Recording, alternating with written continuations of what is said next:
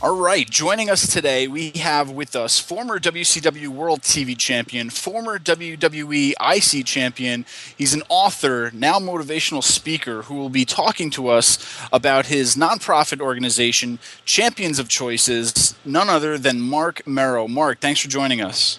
Thank you guys for having me. Now, Marc, before we get to Champions for Choices, let's talk a little bit about pro wrestling.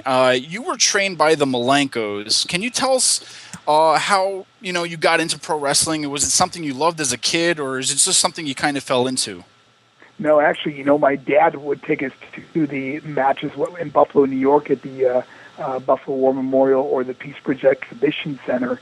And, I had my favorites back then. And it's so funny, when I was a little kid, getting their autographs, I still have them today. Oh, wow. And getting to meet some of those guys later on in life was so cool, the guys that would come to the arena and say hello to the wrestlers that were wrestling at the time. And so I definitely liked wrestling as a kid. And I remember a match in Buffalo that I'll never forget because Bobo Brazil was wrestling the Sheik. And I remember that the Sheik took out a pencil and he started stabbing Bobo, and I couldn't understand why the police weren't arresting this guy. I was so scared, Yeah. It was a vivid memory, but it was really cool that I got to, enjoy that and have that entertainment when I was a kid. Now, Marc, this is Jonathan now, and in WCW, your character was Johnny B. Bad. You were, one of the fan favorites. And it's a huge departure from the character that you kind of evolved into in WWE, the marvelous Marc Mero character. So, looking back on that, which character do you think had the biggest impact on you, and then the biggest impact on pro wrestling in general? That's a great question. When I first got into wrestling, I didn't really have a say over the character. When Dusty Rhodes first saw this character, this gimmick in me, he said to me, I'll never forget, he goes, "Kid, did anybody ever tell you look like Little Richard?" I said, "Who's Little Richard?" And he said, "Wamba, baloo, wamba." And next thing I know, that get a makeup artist putting, makeup on me and, these flamboyant clothes and everything. And I just started really, studying the character and his mannerisms and so on. And it was really a fun character. But the cool thing about it was, after I did my first year, I think it was the second or third year, I went to the Dusty and them. I said, "Can I drop the makeup, man? Really, it doesn't do anything for the character. I really think just keep it as kind of a flamboyant, outrageous character." And they were cool with that. I just had a lot of trouble, wanting to, portray the character as far as it would have gone, and I, enough was enough. So, but it was a fun character because you can get away with crazy things, and it was really funny because back then, it was really tan too. A lot of people thought I was black. Michael Jackson asked that I come to his concert, and then Michael Jackson was on stage with Gladys Knight, and it was and that was on Black Entertainment Tonight with James Brown and Fred Hickman. And I remember James Brown said, "Mark, or he said, Johnny, you got a chance to become the first black heavyweight champion." I said, "Whatever you say, Jimmy." So I had a lot of fun with the character. Awesome. Now, Marc, you abruptly left WCW in '96 after achieving some success. Can you let us know maybe on what was your decision to leave or what happened? Well, they always say, the dance is really the WWF. At the time it was WWF, but, WWE. And, I always wanted to end my career there. It was always the organization, although the WCW was doing great, but it wasn't like the WWF. And, my contract came up, and Eric Bischoff and I had a little bit of a falling out. He did the best job he could, and looking back on it, I probably said and did things I wish I wouldn't have said or did, just like anything in life. But, I have no regrets because all roads led me to where I am today. And but Eric was a great guy, and I really commend him because he really helped me. When he first took over there, he gave me a great salary and really helped me a lot with my character. But it was time to move on, and we had a little falling out, and I met with Vince, and of course Vince was really excited about having me come to the WWF, and gave me the money that I wanted. At the time, obviously I was married to Rena back then, and I asked that she fly everywhere I go because I didn't want my marriage to end in divorce. Yeah. Imagine that. Yeah. And so I said to Vince, I said, why don't you have my wife be my valet? And he was like, well, Mark, I really don't know. I mean, we'll talk about that another time. He wasn't really interested in that, but he never saw my wife either. Then when he saw her, he thought, wow, that might be a good idea. I got to fly her anywhere he goes anyway. So it was part of my contract. So why not use her for the show? And of course, she became, obviously very, very popular and did unbelievable.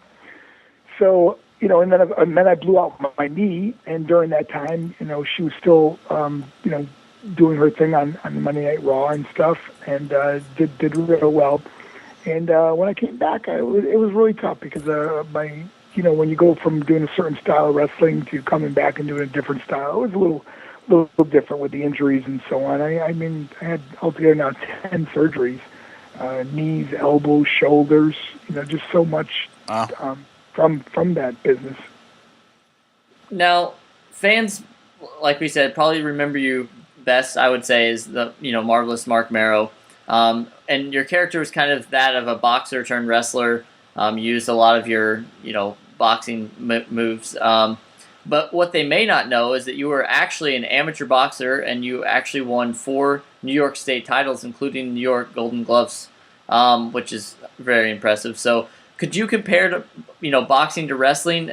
Which do you think was more difficult in your eyes? Well, it's like ruffle a lot of feathers, but when a boxer fights a wrestler in a match, the wrestler definitely has the advantage. If you get a boxer down, there's nothing the boxer can do unless he lands a punch before the wrestler gets him down. But as we see in UFC fighting or MMA, the wrestlers are the ones that do really well in that sport. Even though I was a boxer, the boxing training was the hardest training I've ever done. Mm-hmm. I mean, the training for boxing was so intense and so rigorous. But to compare, they're just two different sports, And boxing has lost so much of its popularity through the MMA fighting now, which I enjoy watching. Yeah.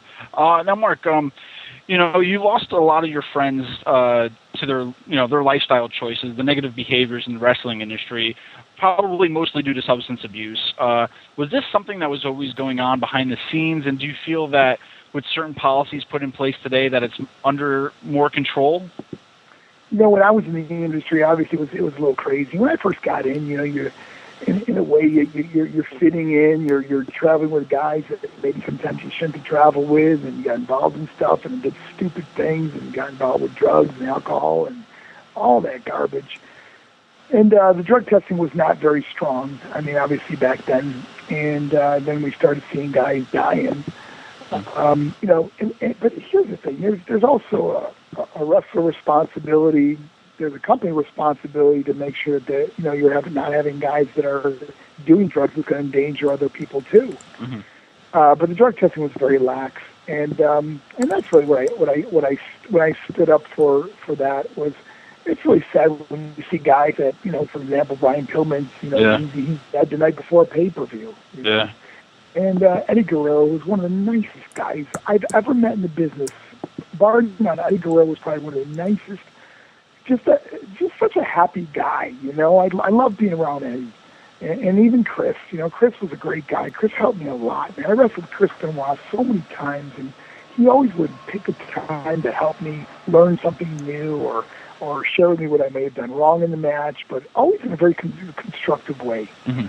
So I miss a lot of those guys that just were great people in our industry. I mean, the list of them is so many that have died so young. Yeah. But I commend the WWE now for what they're doing. I mean, you're not seeing the deaths. You're seeing champions that look much different than some of the guys that wrestled when I was back in the industry. Mm-hmm.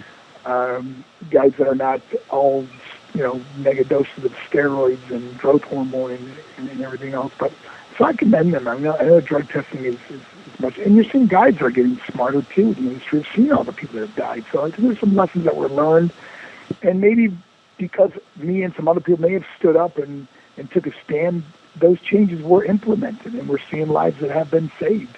Now, Mark, in 2007, you founded Champions of Choices. Can you tell us a little bit about that?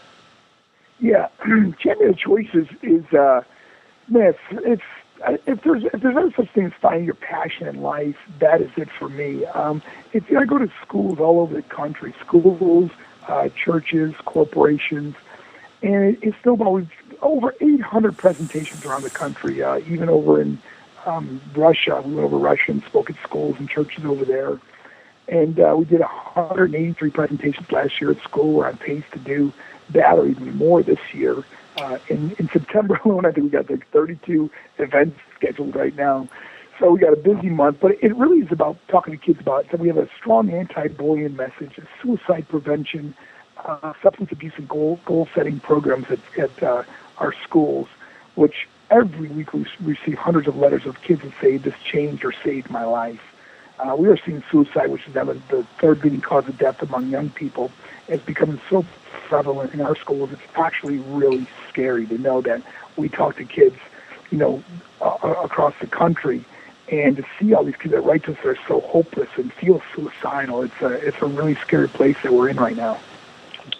Yeah, definitely. And Mark, recently WWE too is, they found their own anti-bullying campaign, Be a Star. Are you glad to see, WWE stepping up and, to help fight bullying? And also, do you think other companies out there should be taking the initiative as well? Oh, absolutely, man. I commend Triple H, Stephanie, Vince for what they're doing with the, I believe it's called the STAR program, if I'm correct. Mm-hmm. But they're doing some great things with WWE anti-bullying programs at schools. And the kids love wrestlers. So who's a better person to talk to these kids and seeing them, one of their superstars they see on television who say, hey, man, don't do that, or don't hurt another kid, don't call names, So I commend them. But yes, other companies, I wish more companies would get involved. These are our next generation. These are our kids that are dying so young today. Yeah, and Mark, we appreciate giving your time to us today too, and we commend you for all the work that you do, and taking the time out to speak to these schools about the bullying and whatnot, and to get more information too. I believe you said the site is thinkpause.org, or is there any other places too we can find to check out? Absolutely. Well, ThinkPause is P-O-Z as in zebra. ThinkPause.org, O-R-G. You can go to our website and contact us through that, or we're right here in Orlando, Florida. Our number is 407-862-4800. And we'd love to come out to your town, your school. We start our tour in North Carolina. We go to New York. Then we go to Edmonton, Alberta, Canada.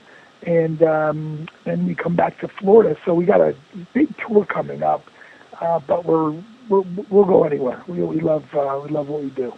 All right, perfect. Mark, one last thing, though. If you had to give any piece of advice to any up-and-coming wrestler in the business, maybe something, stuff that you went through that they're probably experiencing now, is there one piece of advice you'd like to give that, you kind of wish you knew before getting into it?